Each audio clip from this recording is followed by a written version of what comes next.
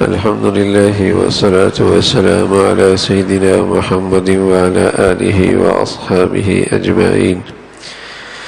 الحمد لله والصلاة والسلام على سيدنا محمد وعلى آله وأصحابه أجمعين. أما بعد فأعوذ بالله من الشيطان الرجيم. بسم الله الرحمن الرحيم. وما آتاكم الرسول فخذوه وما آتاكم الرسول فخذوه. صدق الله العظيم.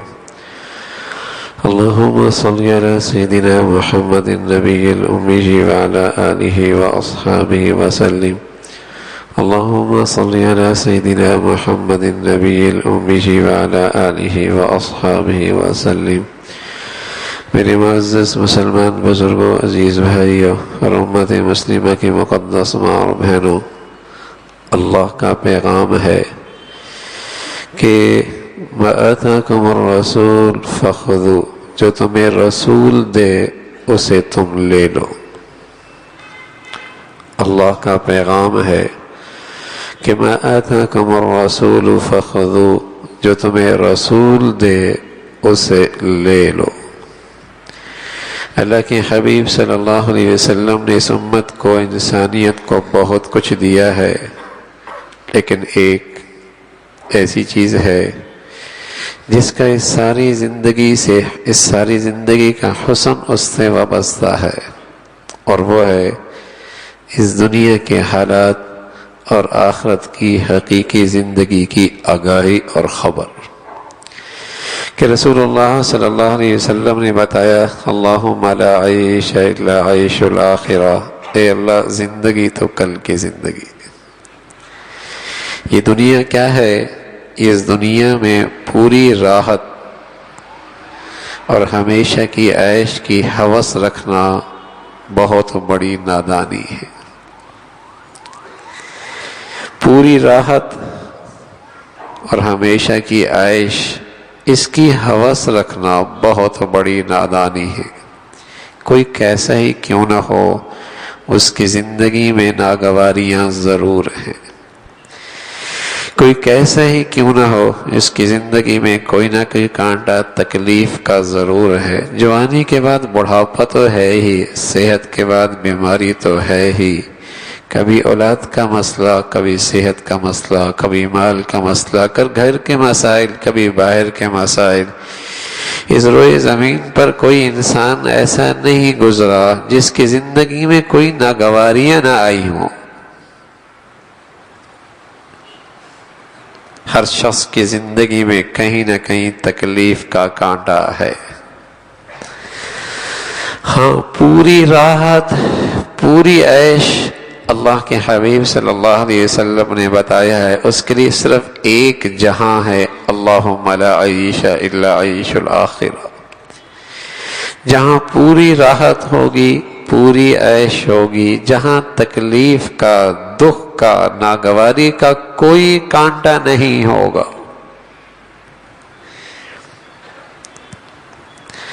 آدمی کو بسا اوقات کانٹا بہت چبھتا ہے جب اس کے لیے تیار نہ ہو،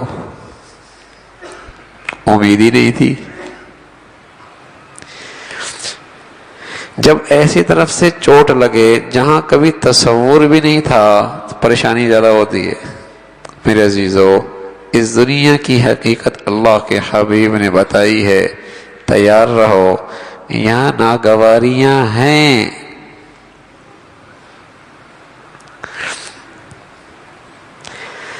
یہاں کوئی ایسا نہیں گزرا جہاں کسی کی طبیعت کے خلاف احوال نہ آئے ہوں۔ بہت شاہ گزر، بلکہ نبی گزرے ہیں، ولی گزرے ہیں، صحابہ گزرے ہیں، بڑے بڑے لوگ آئے ہیں جنہیں اللہ نے دنیا کی ہر آسائش، آرائش، سہولیات دے رکھی ہیں، ان کی زندگی بھی ناگواریوں سے خالی نہیں گزری۔ اللہ نے اس دنیا میں یہ چیز رکھی ہی نہیں ہے کہ یہاں پوری راحت مل جائے، بغیر تکلیف کے کانٹوں سے یہاں سے کوئی گزر جائے۔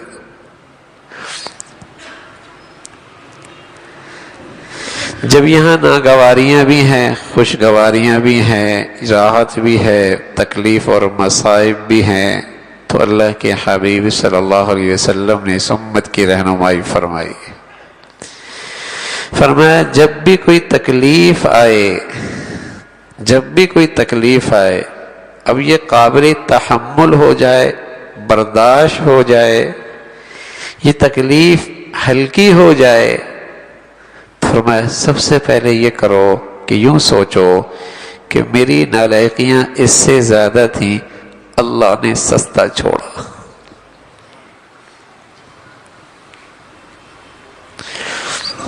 جب بھی کوئی تکلیف آئے تو سب سے پہلی یہ سوچ پیدا کرو میری نالائقیاں بہت تھیں، اللہ نے سستا چھوڑا.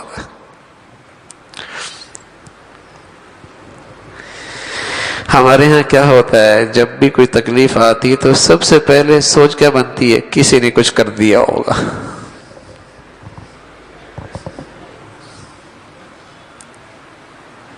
کسی نے کچھ کر دیا ہوگا.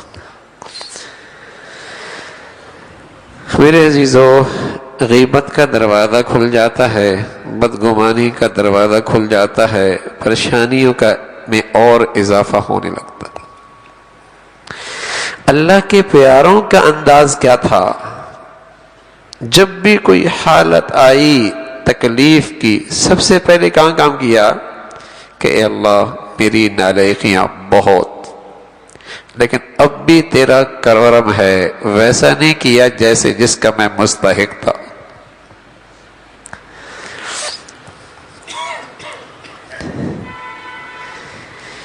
یہ پہلی سوچ ہونی چاہیے. ٹھوکر لگے، آمدنی میں کمی ہو جائے، گھر سے کوئی تکلیف گھر میں آ جائے، سب سے پہلی سوچ ہی ہونی چاہیے. انبیاء علیہ الصلوۃ والسلام جن کی زندگیاں نالائقیوں سے خالی ہیں، خطاؤں سے پاک ہیں، لیکن لما اصابہم، جب انہیں بھی کوئی مصیبت آئی تو کیا کہا، ربنا اغفر لنا ذنوبنا، اے اللہ ہماری خطائیں معاف فرما دے. خطائیں کوئی نہیں، لیکن سوچ کا رخ تو نبی کا سب سے بڑھیا ہوتا ہے نا. کیا سوچنا چاہیے، کیا سوچنا چاہیے؟ سب سے پہلے نظر کہاں؟ اپنی خطا پہ. ربنا اغفر لنا ذنوبنا، اللہ میری خطائیں معاف کر دے. میرے عزیزو، غلطی تو انسان سے ہوتی ہے، پتھر سے تو نہیں ہوتی نا. بھول تو انسان کی فطرت ہے، درخت کی فطرت تو نہیں ہے نا. اس انسان سے بھول بھی ہوگی، خطا بھی ہوگی، یہ اس کی فطرت میں داخل ہے، یہ اس کی فطرت میں ہے. بھول بھی ہے، خطا بھی ہے. ہاں، شیطانیت کیا ہے؟ اپنی خطا کو تسلیم نہ کرنا. شیطانیت کیا ہے؟ اپنی غلطی کو تسلیم نہ کرنا. میرا قصور کیا ہے، میرا قصور کیا ہے، میرا قصور کیا ہے. اور انسانیت کیا ہے؟ ربنا ظلمنا انفسنا وان لم تغفر لنا وترحمنا لنكونن من الخاسرین. اللہ معاف کر. شیطانیت کیا تھی؟ اپنی غلطی کو تسلیم نہیں کرنا. کہنے لگا میرا قصور کیا ہے، میری غلطی کیا ہے. جیسے بعض نادانوں کے گھروں میں تکلیف آئے تو زبان پہ شکوے ہوتے ہیں کہ میرا ہی گھر تھا، میرا بیٹا ہی رہ گیا تھا، ہم ہی رہ گئے تھے. یہ کیوں شکوہ شکایت ہے؟ اپنی نالائقی پہ نظر کوئی نہیں.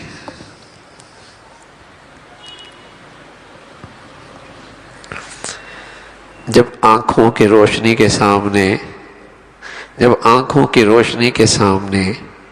موتی آ جائے تو پہاڑ بھی نظر نہیں آتا. جب آنکھوں کی روشنی کے سامنے موتی آ جائے پہاڑ بھی نظر کوئی نہیں آتا. اور دل کی آنکھوں پر گناہوں کا موتیا آ جائے تو ایسا گناہ جو زمین کو لرزا دے، آسمان پہ کپ کپی طاری ہو جائے، وہ بھی اسے نظر نہیں آتا۔ اور اگر آنکھوں کا موتیا ہٹا دی جائے اور وہاں خوردبین لگا دی جائے تو ذرہ بھی بہت بڑا لگتا ہے، ذرے کا جسم بھی بہت بڑا لگتا ہے۔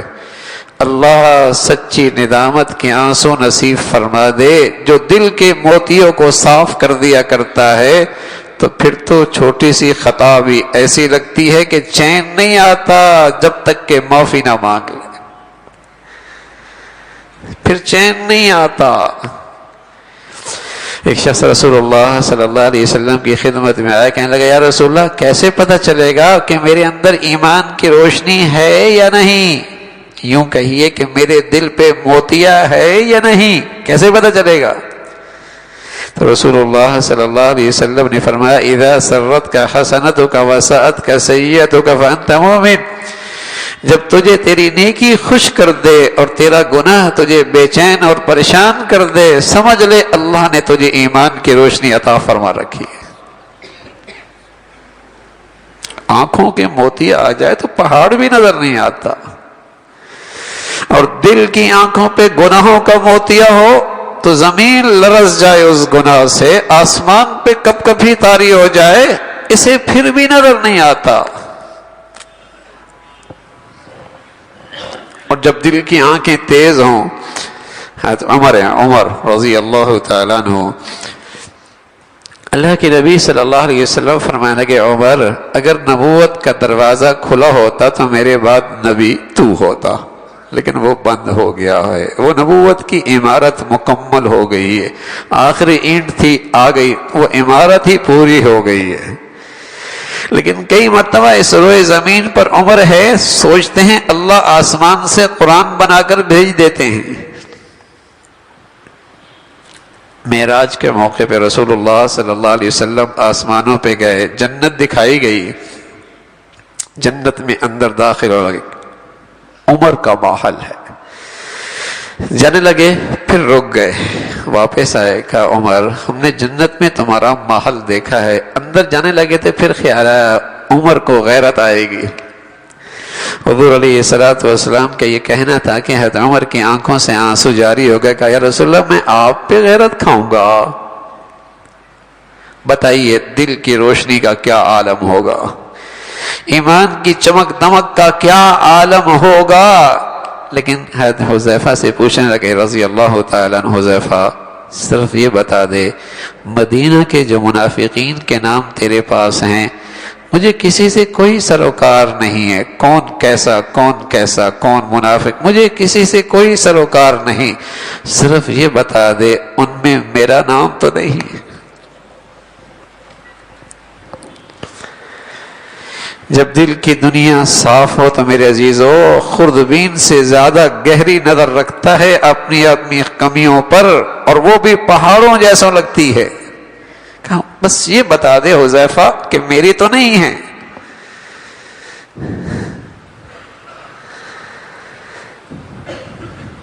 لیکن آنکھوں پہ موتیا ہے، کچھ نظر نہیں آتا، دل کی دنیا پہ گناہوں کا موتیا آ گیا ہے۔ ایک دن اللہ کے نبی صلی اللہ علیہ وسلم فرمانے لگے کیف بکم اذ لا تأمرون بالمعروف ولا تنہون عن المنکر، اس وقت تمہارا کیا حال ہوگا جب تم برائی سے نہیں روکو گے اور اچھائی کی طرف نہیں بلاؤ گے۔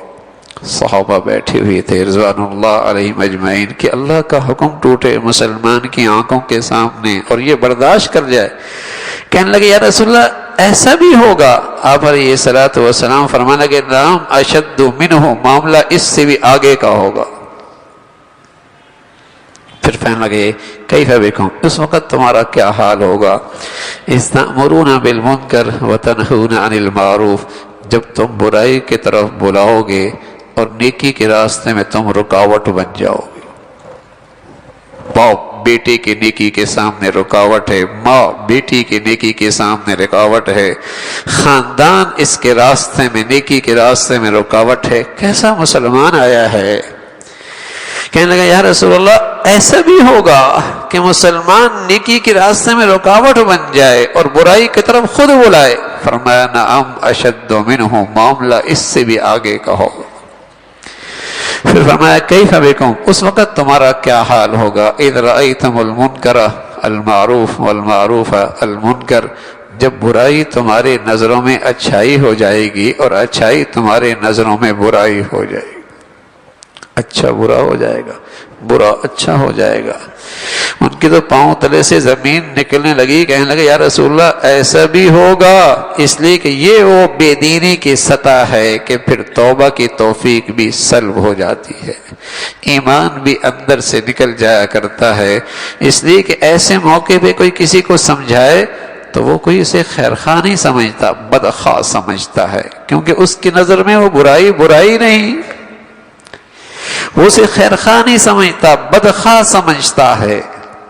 ہاں میرے عزیزو، دل کی موتیا، جب دل کی آنکھوں پہ موتیا آ جائے تو ایک سطح یہاں تک بھی جا پہنچتی، تو آتی ہے زندگی میں ناگواریاں، آتی ہیں زندگی میں مصائب، آتی ہیں زندگی میں تکالیف، آتی ہیں زندگی میں آزمائشیں۔ انداز کیا ہونا چاہیے مسلمان کا؟ سب سے پہلے اپنی نالائکیوں پہ نظر ہو کہ اللہ آپ نے سستا چھوڑا، آپ نے سستا چھوڑا ہے، ورنہ میری نالائکیاں اس سے بھی زیادہ تھی۔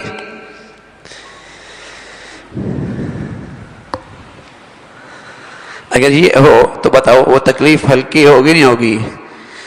دیکھو نا بھائی، اگر یہ مجرم سزائے موت کا تھا اور اسے چند سالوں کی سزا دے کر کچھ جرمانہ لگا کے چھوڑ دیا جائے تو کیا کہے گا؟ برداشت آسان ہو جائے گی نا۔ تو اگر اپنی نالائکیاں دیکھے تو ہلکا لگے گی، تکلیف بہت ہلکی لگے گی۔ اور دوسری صورت یہ ہے میرے عزیزو کہ جب بھی کوئی زندگی میں تکلیف اور ناگواریاں آئیں تو یہ سوچے کہ جو اللہ لے رہا ہے، جو دے رہا ہے، وہ اس سے زیادہ قیمتی ہے۔ ہیرے والی کی دکان میں 5 ہیرے ہوں اور ایک ہیرا کوئی اٹھا کے لے جائے تو بظاہر تو نقصان ہو گیا، 5 تھے ایک رہ گیا، لیکن پتہ ہے یہ واپسی میں $، لے کے آئے گا۔ چاہت کیا ہوگی؟ کاش کہ ایک ہیرا اور بھی لے جاتا۔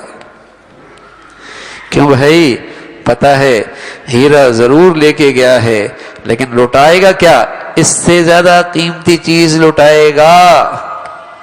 تو بتائیے نقصان پہ کوئی آدمی روتا ہے؟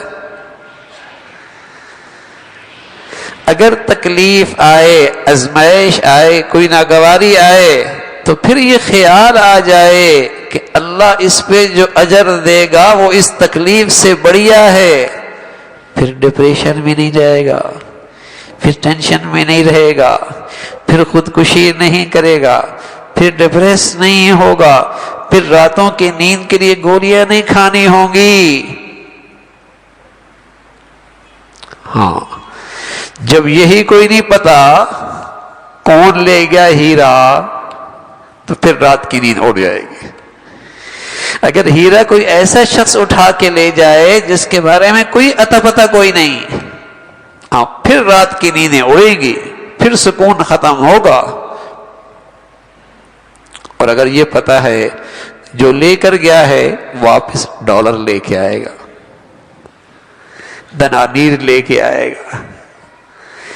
تو میرے عزیزو، زندگی میں تکالیف تو ہر ایک کے آتی ہیں، آزمائشیں زندگی کا حصہ ہیں، ناگواریاں جینے والے کی زندگی کا حصہ ہیں، لیکن سوچے کیا کہ نالائکیاں زیادہ تھیں، اللہ نے ہلکا رکھا ہے۔ جو اللہ لے رہا ہے اس سے زیادہ قیمتی چیز دے رہے ہیں، اس سے بڑھیا چیز دے رہے ہیں۔ اور میرے عزیزو، آپ کو سوئی چبوئے کوئی ڈاکٹر، آپ کا پیٹ چاک کرے کوئی ڈاکٹر، تو آپ اس کا شکریہ ادا کر دیں۔ اگر یہی سوئی چبونے والا کوئی اجنبی ہو اور پیٹ میں چھری مارنے والا کوئی اجنبی ہو تو آپ لڑنے کے لیے تیار ہو جائیں گے۔ کام دونوں نے ایک جیسا کیا ہے۔ لیکن میرے عزیزو، ڈاکٹر کی حکمت پر، اس کی شفقت پر آپ کو اعتماد ہے، اس کی شفقت پر آپ کو اعتماد ہے۔ اجنبی شخص کو آپ جانتے کوئی نہیں، جب تکلیف آئے تو اللہ کی شفقت پر، اللہ کی حکمت اور مصلحت پر اعتماد ہوگا، یہ تکلیف اور ہلکی ہو جائے گی۔ ڈاکٹر سوئی چبوئے، اجنبی آدمی سوئی چبوئے میں کتنا فرق ہوتا ہے۔ پیٹ اجنبی آدمی چاک کرے، ڈاکٹر چاک کرے، کتنا فرق ہوتا ہے۔ کیوں بھائی؟ ڈاکٹر کے علم پر، اس کی حکمت پر، اس کی مصلحت پر اعتماد اور نظر ہوتی ہے۔ تو میرے عزیزو، جب بھی زندگی میں کوئی آزمائش آئے، جب بھی کوئی تکلیف آئے، جب بھی کوئی بیماری آئے، جب بھی کوئی زندگی میں دکھ آئے، تو اللہ کی حکمت اور مصلحت پہ نظر ہو، یہ تکلیف قابل تحمل ہو جائے گی، قابل برداشت ہو جائے گی۔ ایک شخص آئے حضور علیہ السلام کی خدمت میں، دیکھ رہے تھے، ادھر چل رہے تھے، سیدھا نظر غلط جگہ پہ پڑ رہی تھی، نظریں غلط جگہ پڑ رہی تھی، تو چلتے چلتے آگے دیوار سے سر لگا، پیشانی سے خون بہنے لگا۔ حضور علیہ السلام کی خدمت میں حاضر کہ یا رسول اللہ، میں ادھر دیکھ رہا تھا، آنکھیں غلط استعمال ہو رہی تھیں، آگے دیوار تھی، یہ چوٹ لگ گئی۔ تو پیارے رسول صلی اللہ علیہ وسلم نے فرمایا، اذا اراد اللہ بعبدی خیرا عجل له العقوبہ، جب اللہ کسی بندے سے بھلائی چاہتے ہیں، اس کی غلطی کی سزا اسے جلدی عطا فرماتے ہیں۔ سبحان اللہ۔ اپنوں کو بس اوقات جلدی سمجھایا جاتا ہے، آپ کا بچہ اپنا ہو، گلی کا بچہ ہو، غلطی دونوں کر رہے ہوں، بتاؤ پہلے کیسے سمجھائیں گے؟ ولی کا بچہ کسی کا ہے، آپ کا اپنا بچہ ہے، دونوں غلطی کر رہے ہیں، پہلے کسے سمجھائیں گے؟ ہاں، جب اللہ کسی کا بھلا چاہتے ہیں تو اس کی غلطی پہ اسے سزا جلدی ملتی ہے، اس کی غفلت پہ تنبیہ جلدی ہوتی ہے، اس کو جلدی اللہ اپنی طرف متوجہ کر لیتے ہیں۔ یہ بھی اللہ کی طرف سے ایک بھلائی کی شکل ہے۔ حکمت پہ نظر ہو، مصلحت پہ نظر ہو، اللہ کی خیر خواہی پہ نظر ہو، وہ تکلیف قابل برداشت ہو جائے گی۔ میرے عزیزو، تکلیفیں تو سب کی زندگیوں میں آ رہی ہیں، سبھی کی زندگی میں آزمائشیں کسی نہ کسی رخ سے آتی ہیں، لیکن کچھ لوگوں کے گھروں میں آتی ہیں، وہ اللہ سے اور دور ہو جاتے ہیں، اور یہ اس تکلیف سے بڑی مصیبت ہے۔ کچھ لوگوں گھروں میں آزمائش آتی ہے اور ان کی زبان پر شکوے شکایت ہوتے ہیں، یہ شکوے شکایت اس سے بڑا عذاب ہے۔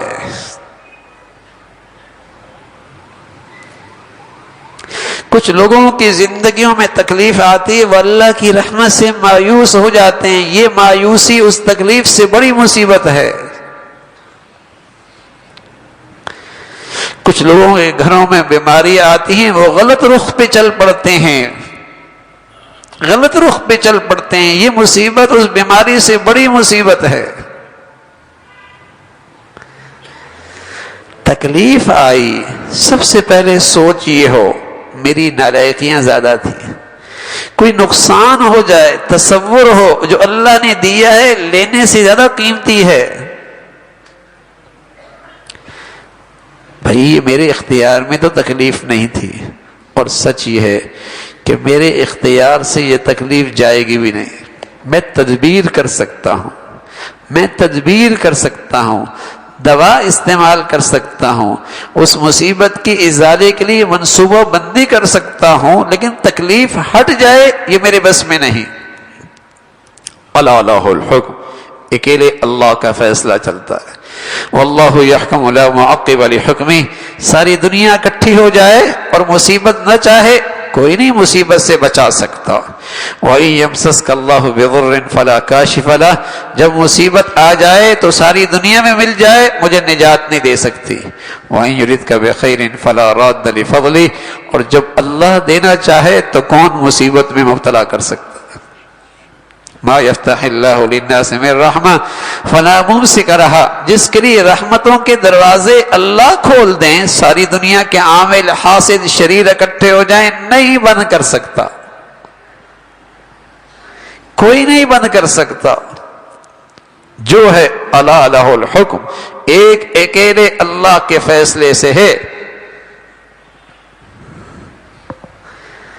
تو اختیار میں کوئی نہیں، اور اس کا آنا اختیار میں کوئی نہیں، جانا اختیار میں کوئی نہیں، تو میرے عزیزو پھر اس کو قابل تحمل بنائیں، اس تکلیف کو اپنے لیے قابل برداشت بنائیں، تو کیسے ہوگا؟ یہ سوچیں اللہ حکیم ہے، یہ سوچئے اللہ رحیم ہے، یہ سوچئے اللہ رحمان ہے، یہ سوچئے اللہ کریم ہے، ماؤں سے زیادہ پیار کرنے والے ہیں، تو اس میں ضرور کوئی حکمت اور مصلحت ہے۔ تو ڈاکٹر کی حکمت اور مصلحت پہ نظر ہوتی ہے، اتنا بڑا خطرہ گوارا کر لیتے ہیں کہ دل اندر سے باہر نکلوانے کے لیے اجازت، کیوں؟ اس کی حکمت اور مصلحت پہ نظر ہے۔ اتنی بڑی تکلیف قابل برداشت، اس لیے کہ اس کی حکمت اور مصلحت پہ نظر ہے۔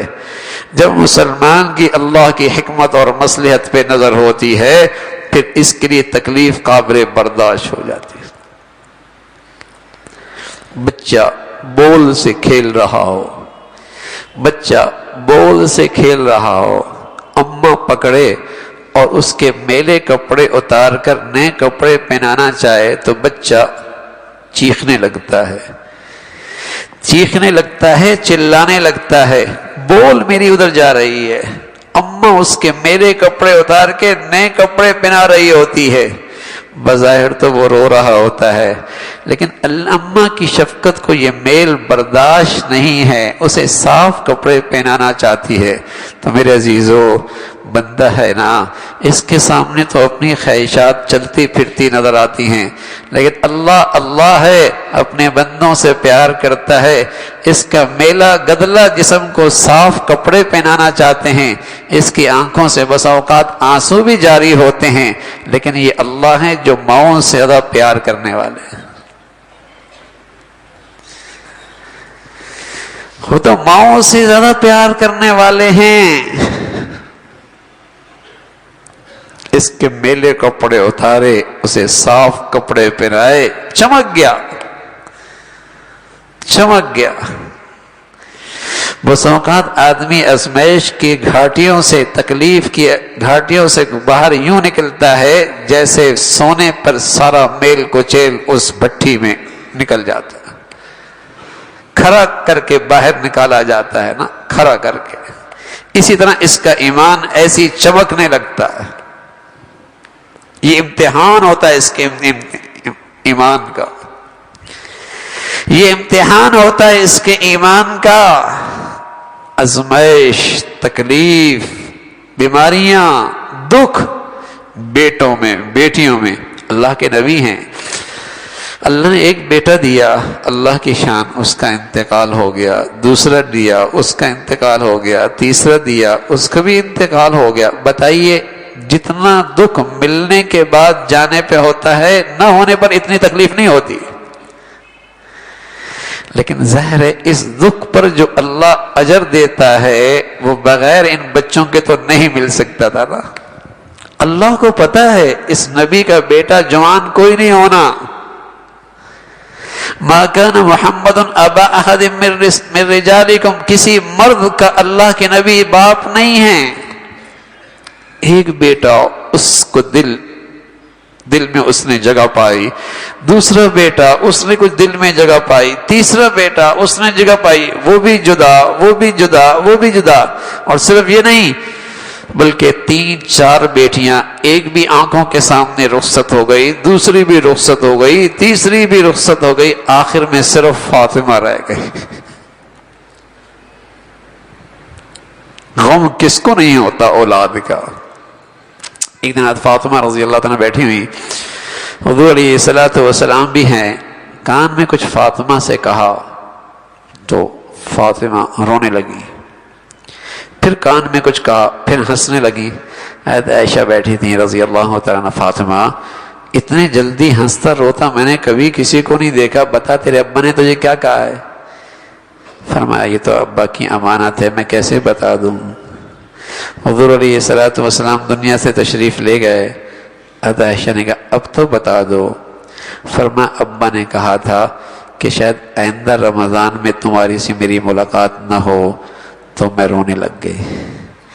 پھر میرے ابا نے مجھ سے کان میں کہا فاطمہ میرے گھرانے سے سب سے پہلے جو مجھ سے ملاقات کرنے والی ہوں گی وہ تم ہوگی۔ میں ہنسنے لگ گئی۔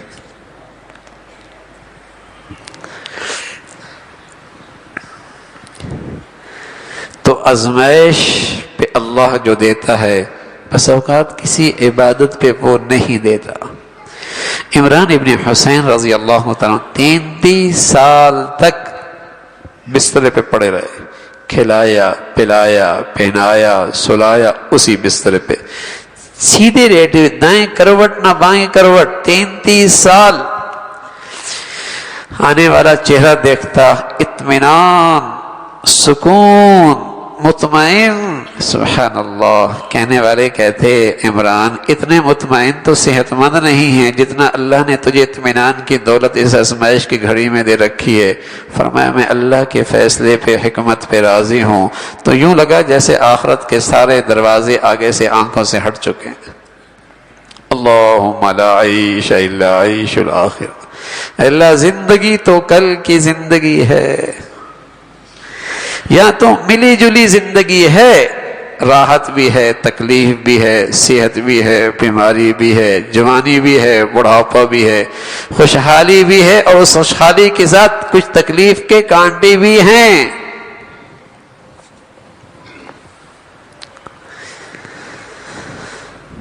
تو میرے عزیزو یہ دنیا ہے، اللہ کے حبیب صلی اللہ علیہ وسلم نے اس دنیا کی حقیقت سے آگاہ کیا ہے۔ یہاں تکلیفیں ہیں، یہاں بیماریاں ہیں، یہاں آزمائشیں ہیں، یہ زندگی کا حصہ ہیں، لیکن کیسے ان کو آخرت کا ذخیرہ بنانا ہے، کیسا انہیں اللہ کے قرب کا ذریعہ بنانا ہے۔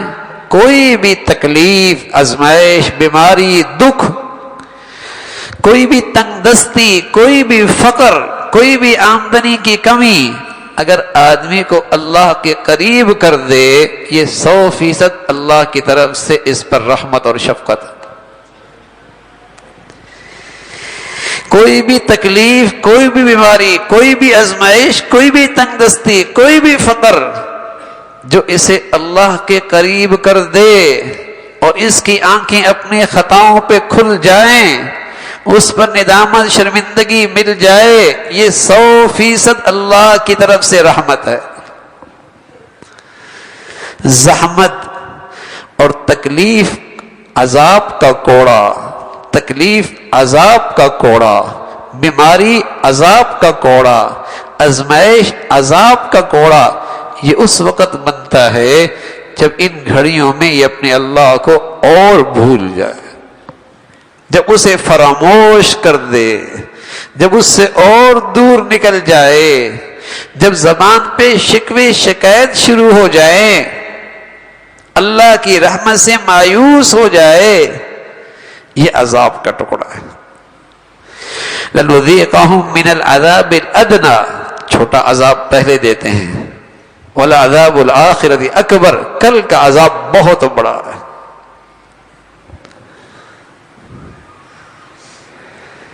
تو دنیا میں یہ سب چیزیں میرے عزیزو زندگی کا حصہ ہیں۔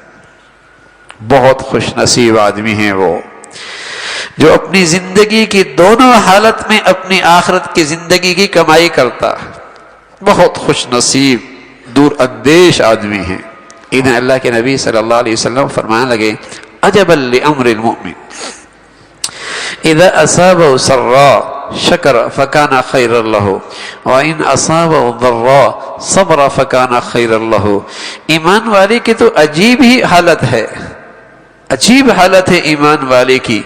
جب اللہ اسے دے تو شکر بجا لائے، اور جب اللہ اسے دے اور صبر بجا لائے تو دونوں حال میں اس کی کمائی ہو رہی.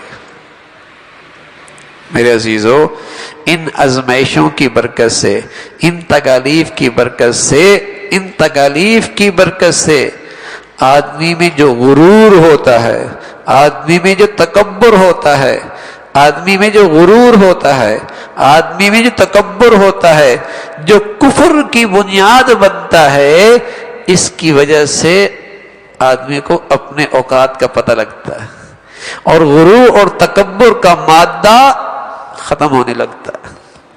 اپنی عاجزی، اپنی کمزوری، اپنی حقیقت آنکھوں کے سامنے آ جاتی ہے. اللہ نہ کرے، اللہ نہ کرے مصیبت نہ آتی، آزمائش نہ آتی، اور یہ غرور اور تکبر کا مادہ بڑھتے بڑھتے کفر تک لے جاتا. ابا واستکبر وکان من الکافرین. یہ ایک شیطان میں کیا چیز تھی جو کافر تھا؟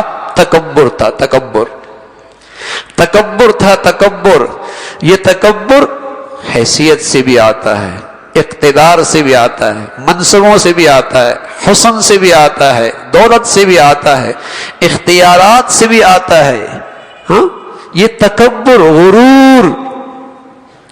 آزمائش آئی، تکلیف آئی، آدمی کو اپنے اوقات کا پتہ لگ گیا. اور اللہ نہ کرے یہ زہر رہتا، ایمان کے لیے خطرہ تھا. اللہ نہ کرے، ہزار بار نہ کرے، اگر کینسر کا ابتدائی حیثیت جگہ ہو اور ڈاکٹر نے بتا دیا اسے کاٹ کے باہر پھینک دیا، یہ زیادہ خیر خواہ ہے یا وہ جو اسے نظر انداز کر دے اور حقیقت تب پتہ لگی جب پورے جسم میں پھیل گیا ہو؟ اس نے تو بدخائی کی ہے، اس نے دشمنی کی ہے کہ خبر نہیں دی. اللہ تو اپنے بندوں کا خیر خواہ ہے. اس کا مادہ نکال دیا، اس کے اندر بیماری بڑھ رہی تھی، تکلیف آئی، اس کی زندگی میں کوئی آزمائش آ گئی، اسے اپنی حقیقت کا پتہ لگ گیا. تو خوبصورت ہے زندگی اس مسلمان کی کہ جو زندگی کے دونوں نقشوں میں نعمتوں کے ہوں یا آزمائش کے ہوں، اپنے اللہ کو نہ بھولے. عجبا لامر المؤمن اذا اصابه سراء شکر فکان خیرا له وان اصابه ضراء صبر فکان خیرا له. اللہ نے خوشحالی دے دی تب بھی عاجزی ہے اور اللہ کے سامنے شکر بجا لا رہا. اور کوئی آزمائش آ گئی تب بھی اللہ کی رضا اور حکمت پہ، فیصلے پہ راضی ہے اور صبر کر رہا ہے. وَلَنَبْلُوَنَّكُمْ بِشَيْءٍ مِنَ الْخَوْفِ وَالْجُوعِ وَنَقْصٍ مِنَ الْأَمْوَالِ وَالْأَنفُسِ وَالثَّمَرَاتِ وَبَشِّرِ الصَّابِرِينَ الَّذِينَ إِذَا أَصَابَتْهُمْ مُصِيبَةٌ قالوا إنا لله وإنا إليه راجعون أولئك عليهم صلوات من ربهم ورحمة وأولئك هم المهتدون. یہ اللہ نے کافروں کے لیے نہیں کہا، منافقین کے لیے نہیں کہا، بلکہ اپنے ایمان والے بندوں کے لیے کہا ہے. ہم تمہیں آزمائیں گے، کچھ خوف آئے گا، کچھ خوف آئے گا. بس اوقات مالی معاملات میں خوف آتا ہے، اور کبھی صحت کے معاملے میں خوف آتا ہے، کبھی دشمنوں کی طرف سے خوف آتا ہے. من الخوف والجوع، فقر بھی آ سکتا ہے، تنگ دستی بھی آ سکتی ہے، آمدنی بھی رک سکتی ہے. جو ونقص من الاموال والانفس، مال میں کمی، صحت میں کمی، پھلوں میں کمی، باغات میں کمی، آمدنی میں کمی. لیکن یہ ساری آزمائشیں آئیں. فرمایا وبشر الصابرین، جو صبر کرنے والے ہیں نبی انہیں خوشخبری سنا دیجیے.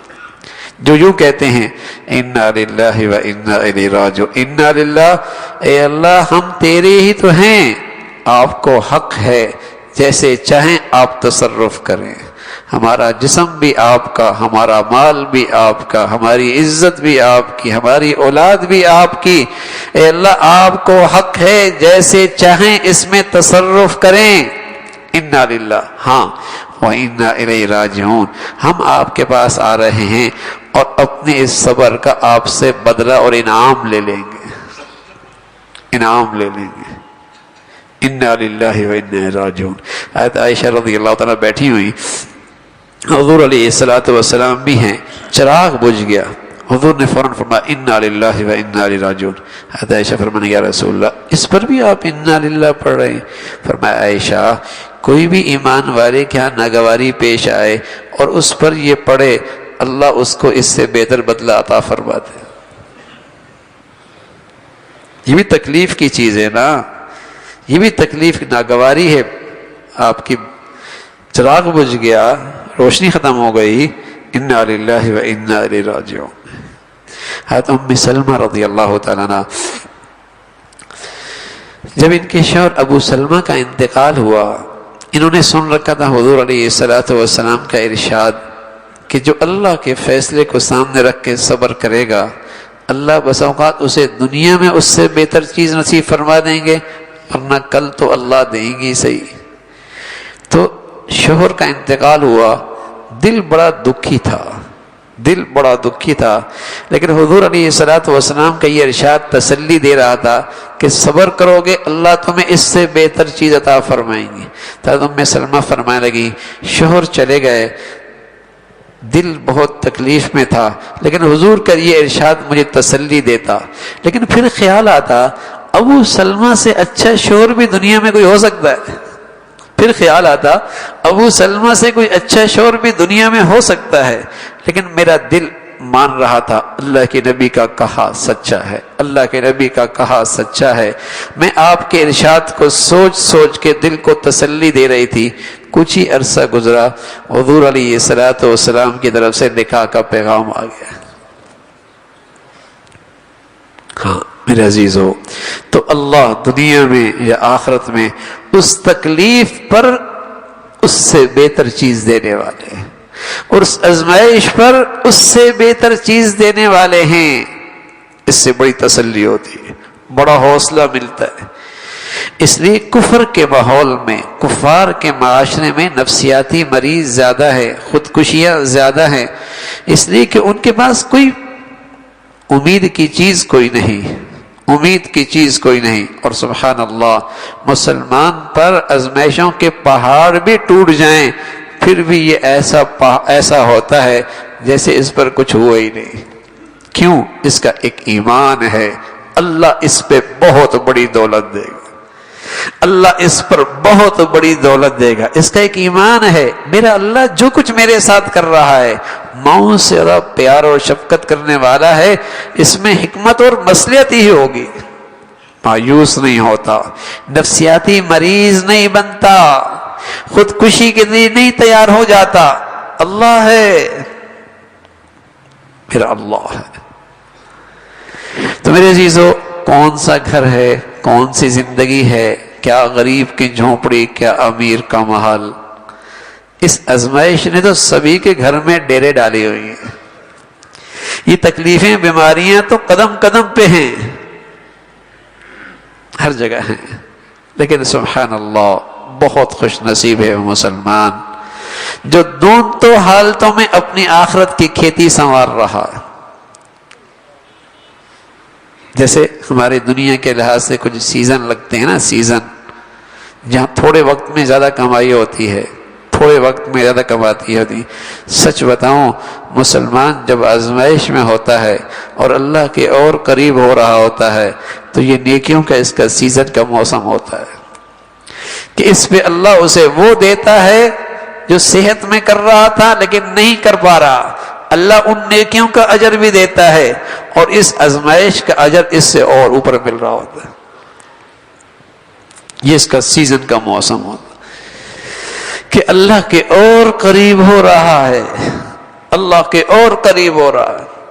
ہاں ہم کمزور لوگ ہیں، ہمیشہ اللہ سے عافیت کی دعا کرنی چاہیے اور ایسی نعمت مانگتے رہنا چاہیے جو نعمت قابل تحمل ہو۔ ہمیشہ اللہ سے عافیت مانگتے رہنا چاہیے اور ایسی نعمت اللہ سے مانگتے رہیں جو قابل برداشت ہو، اور پھر آ گئی تو سمجھو مہربان رب کی طرف سے آئی ہے، اس میں کوئی میرا نفع ہی ہو۔ مانگتی بھی رہے پھر بھی آ گئی تو سمجھیے مہربان رب کی طرف سے کوئی اس میں حکمت ہی ہوگی، کوئی میری بیماری تھی چھپی ہوئی جو مجھے پتہ بھی نہیں تھی، اس کی برکت سے اللہ نے اس کو ختم کر دی۔ اس لیے رسول اللہ صلی اللہ علیہ وسلم فرمایا کرتے تھے وَاسْتَقْبَلُوا أَمْوَاجَ الْبَلَاءِ بِالدُّعَاءِ وَالتَّضَرُّعِ، آنے والے مصائب کا اور آنے والی آفات کا، آنے والے مصائب کا، آنے والے آفات کا راستہ روکو اللہ کے سامنے گڑ گڑا کر، اللہ سے دعائیں کر کے۔ دعائیں ہمیشہ گڑ گڑا کے اور خوب مانگنی چاہیے، اس لیے کہ یہ دعا ایک ایسی چیز ہے، الدعاء ينفع مما نزل ومما لم ينزل، دعا ان چیزوں کے لیے بھی مفید ہے جو حالات آ گئے، اور جو حالات آئی نہیں آنے والے ہیں یہ دعا ان کے لیے بھی مفید ہے۔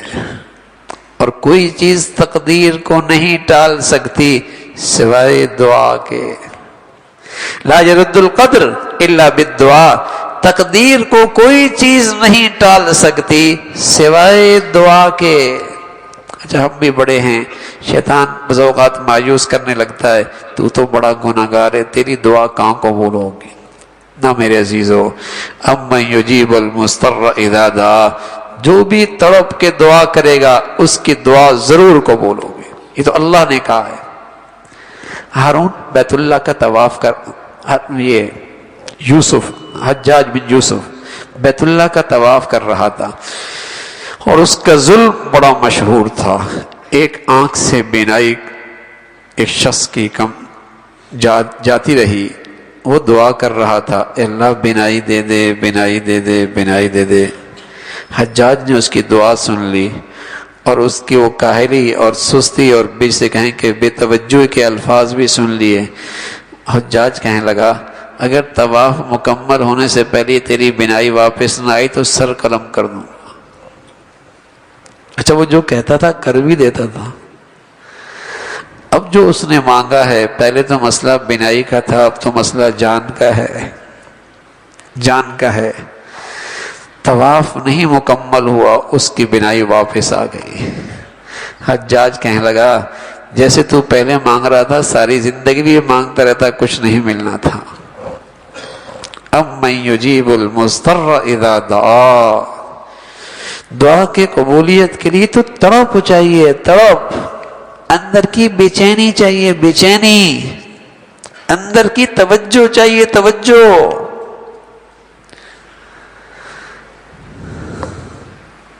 مانگنی اللہ سے عافیت چاہیے، مانگنی اللہ سے عافیت چاہیے، مانگے اللہ سے وہی نعمت جو قابل تحمل، مانگے تو صحیح۔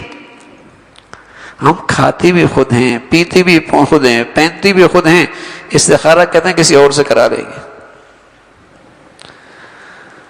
ہاں ارے میاں یہ دعا ہے اللہ سے خود کرنی ہے، میں کھاؤں گا تو میرا پیٹ بھرے گا نا بھائی،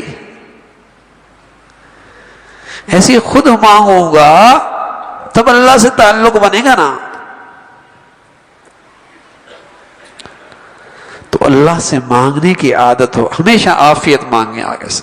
عبداللہ ابن عباس رضی اللہ تعالیٰ عنہ اللہ کے نبی صلی اللہ علیہ وسلم سے کہنے لگے یا رسول اللہ کون سی دعا اللہ کو بہت پسند ہے، میں کون سی دعا کو اپنا ورد بنا لوں، کون سی دعا کو اپنا ورد بنا لوں؟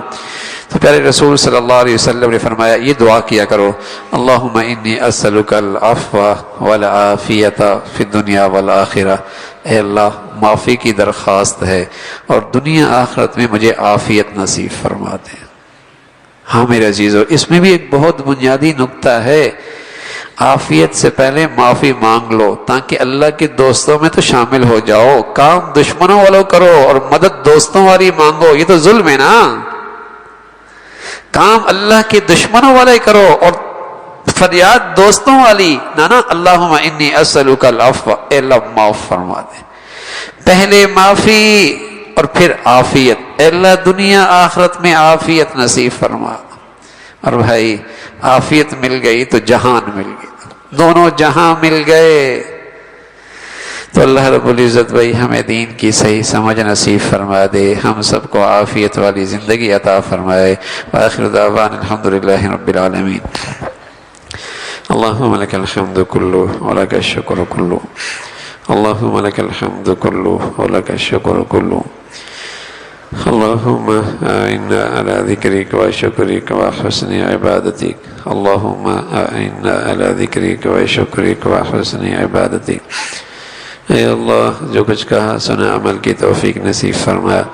ایمان والی، سکون والی، چین والی، راحت والی زندگی نصیب فرما.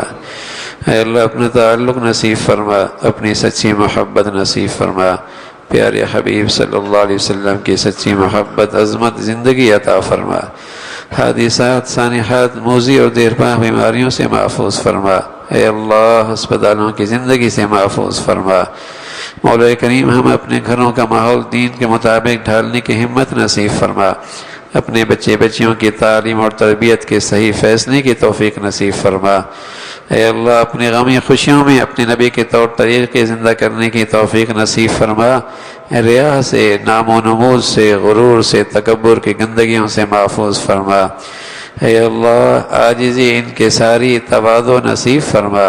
ایمان نصیب فرما، ایمان والی صفات بھی نصیب فرما. اے اللہ اپنے فضل سے تمام بیماروں کو عافیت والی، صحت والی زندگی عطا فرما.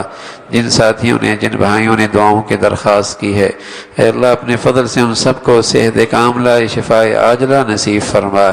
اے اللہ عافیت کی زندگی عطا فرما. کلمے والی موت نصیب فرما. ہر ماں باپ کو اپنے بچے بچیوں میں خوشیاں نصیب فرما. جو بچیاں گھروں میں ہیں اے اللہ تو ان کے لیے نیک صالح رشتوں کا انتظام فرما. جو بچیاں گھروں میں جا چکی ہیں ان کے گھروں کو محبت اور تقوی سے آباد فرما. اے اللہ ٹوٹ پھوٹ سے، انتشار سے، بد اعتمادی سے محفوظ فرما. اللہ محبتوں کو عام فرما. مولا کریم ساری امت مسلمہ کے حال پہ رحم فرما. اہل اسلام کو نیک صالح قیادت نصیب فرما. اے اللہ دنیا بھر کے مظلوم مسلمانوں کی مدد اور نصرت فرما. جو بھی جہاں کہیں بھی تیرا دین کا کام اخلاص سے کر رہے، جو تیرے ہاں مقبول ہیں، اے اللہ ان کی مدد اور نصرت فرما. مساجد کی، مدارس کی، مکاتب کی، علماء کی حفاظت فرما. اے اللہ اپنے فضل سے مسلمانوں میں ایمانی اسلامی اخوت کو زندہ فرما. اسلامی بھائی چارہ قائم فرما. اے اللہ رنگ نسل فرقوں کی بنیاد پر جو ظالم نفرتوں کا بیج بول رہے، مسلمانوں کو ان کے شر سے محفوظ فرما. اے اللہ جو مسلمانوں میں انتشار بدامنی کو عام کر رہے، ان کے فتنوں سے مسلمانوں کو محفوظ فرما. ہمارے ملک پہ رحم فرما. اے اللہ اسے امن اور سلامتی کا گہوارہ بنا. یہاں ایمان ہدایت کی فضاؤں کو عام فرما. ہماری زندگیاں، صلاحیت، وسائل اس کے لیے قبول فرما. ہمارے شہر پہ رحم فرما. ہم سب کے حال پہ رحم فرما. اے اللہ ہم سب کے حال پہ رحم فرما. ربنا تقبل منا انك انت السميع العليم وتب علينا انك انت التواب الرحيم. وصلى الله على سيدنا محمد وعلى آله وأصحابه أجمعين برحمتك يا أرحم الراحمين.